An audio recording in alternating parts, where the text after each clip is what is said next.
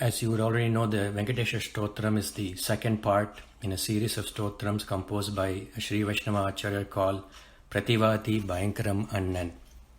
In the first stotram that comes before this, the Suprabhatam, we praise Lord Srinivasa and submissively request him to wake up and start blessing the devotees who are eagerly waiting to seek his blessings.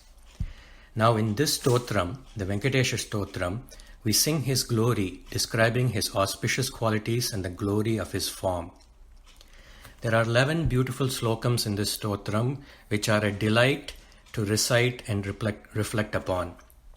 I'm sure all of you would have heard the wonderful recitation that M.S. Subbulakshmi has done, and then the way that she has chanted, it's so beautiful to listen to these slokams. So let's start to look at the meaning of these slokams that you have learned. First slokam. Kamalakucha cucuka kunkumato niyata runita tula nilatano kamalayata lochana lokapate vijayi bhava Venkateswara. Kamalakucha cucuka kunkumato niyata arunita atula nilatanu. Atula nilatanu, that is Srinivasa, one who has the matchless dark blue body. Niyata arunita is always reddened. Kunkumato, with the kunkumam marks. Kamalakucha cucuka, from the front portion of the breasts of Mahalakshmi. So here what they're saying is, the Lord's dark bluish body has a lasting redness due to the sambandham or the association with Mahalakshmi. What is being hinted here is that Tayar's intimate association is the reason why the Lord of the Venkatam Hills will forgive our trespasses, as she, as our benevolent mother, intercedes on her behalf. She is united with him in an inseparable manner. Agalagillen irayum yendra alarmel mangai uraimarba, says Swami Nammalvar. She is never separated from him and is always residing on his chest. Kamalayata lochana, O Lord, with long eyes reaching almost to your ears and reminding us of the softness and the beauty of the lotus flower. Lokapate, Lord of the universe. Vijayi bhava, victory is always to thee.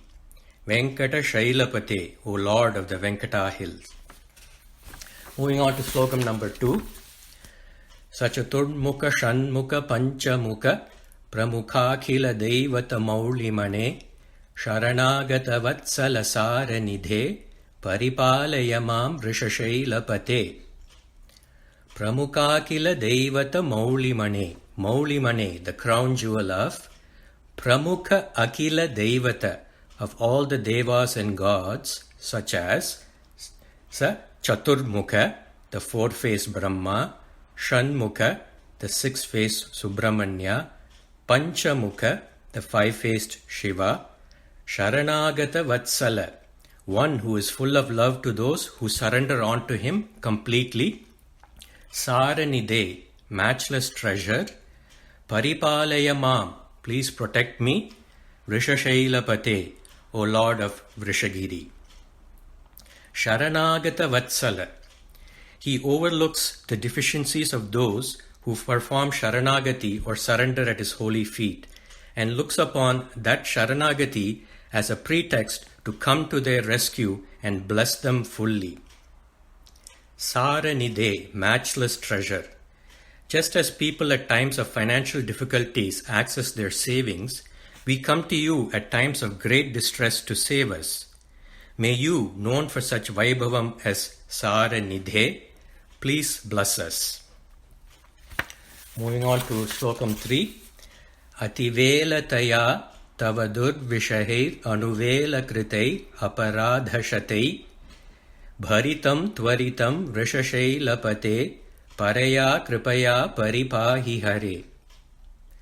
Ativelataya tava durvishaihi anuvela kritair.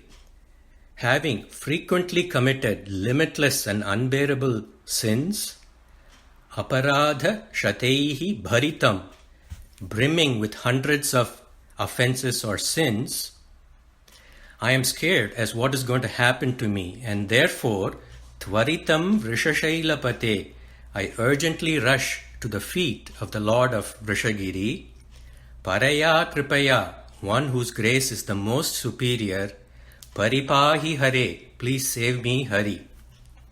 Here, the devotee is feeling absolute humility, driven by the realization of his own pathetic or lamentable condition due to the accumulation of karmas over many lifetimes.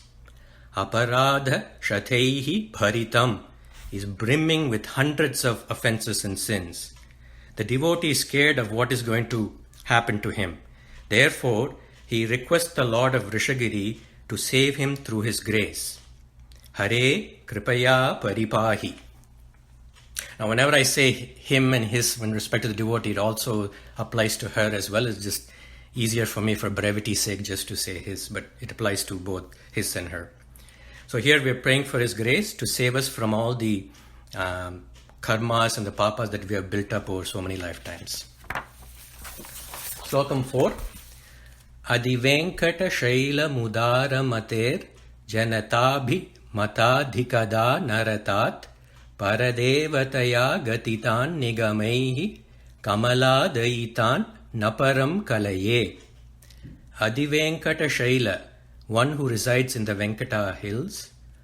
Udharamati, his generosity is unparalleled.